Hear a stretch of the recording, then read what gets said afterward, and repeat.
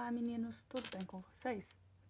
Hoje nós vamos conversar sobre os tipos de discurso. O que é isso? Quando a gente pensa no texto narrativo, ou seja, aquele tipo de texto em que a gente usa para contar uma história, existem algumas possibilidades de, por exemplo, a gente inserir a fala de personagens. E é isso que a gente vai ver hoje. Como que a gente pode fazer esses discursos, essas falas, tá? São dois tipos. E é importante que a gente saiba tanto para poder reconhecer num texto que apareça na prova de português, quanto para reproduzir esses tipos de discursos na hora da redação. Dentro de um texto narrativo, é possível reproduzir o discurso de um personagem de duas formas. Então, nós temos duas maneiras de mostrar a fala de um personagem ali. A primeira, que é por meio do discurso direto. O que é o discurso direto? É quando a gente coloca a fala do personagem exatamente da forma como ele disse. E aí, para que a gente possa fazer esse processo, existem algumas estratégias, algumas regras que a gente precisa obedecer. Primeiro, a questão da pontuação. Então, olha o exemplo aqui. Então, ele disse. Primeiro eu preciso anunciar que o personagem vai dizer alguma coisa. E aí, depende do contexto. Então, fulano disse, você insere o nome do personagem, enfim, depende do contexto ali, do momento do seu texto. Mas o que é obrigatório para qualquer que seja o contexto do texto?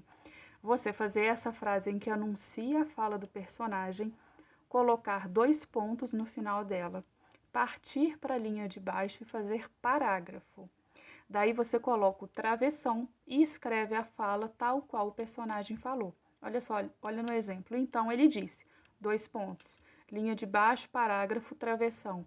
Não quero mais crescer.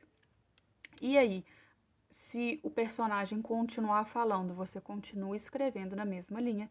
Se houver mudança de fala de personagem, ou seja, se um outro personagem falar, você vai para a linha de baixo, faz parágrafo, coloca o travessão e insere a fala de outro personagem. E se o narrador vai retomar a história, a gente também passa para a linha de baixo, faz parágrafo e faz o texto de retomar a história.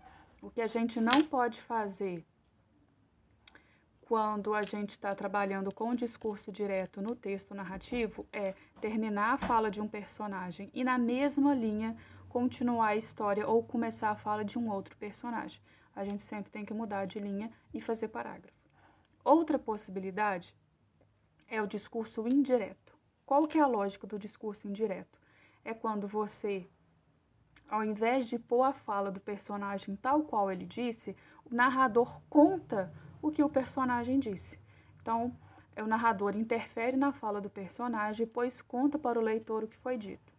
Esse processo é feito em terceira pessoa. Então, é o personagem, é o narrador contando como o personagem falou. Assim como quando nós vamos contar um caso, um fato para outra pessoa, a gente também normalmente usa essa estratégia de discurso indireto. A gente conta o que uma pessoa disse. Então, como que ficaria a mesma lógica ali de texto, o mesmo exemplo do que está no discurso indireto, como que a gente faria ele no discurso indireto? Ele disse que não queria mais crescer. Aí é um narrador contando o que o personagem disse.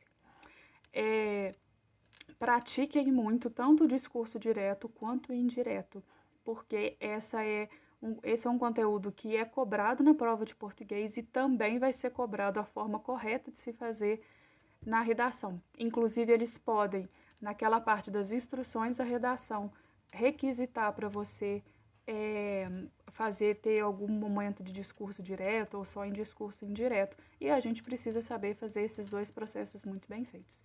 Temos exercícios aqui na plataforma, na apostila também tem esse assunto, na apostila de redação, e exercícios também. Espero que vocês tenham entendido bastante sobre o discurso direto e indireto, e a gente se vê na próxima aula.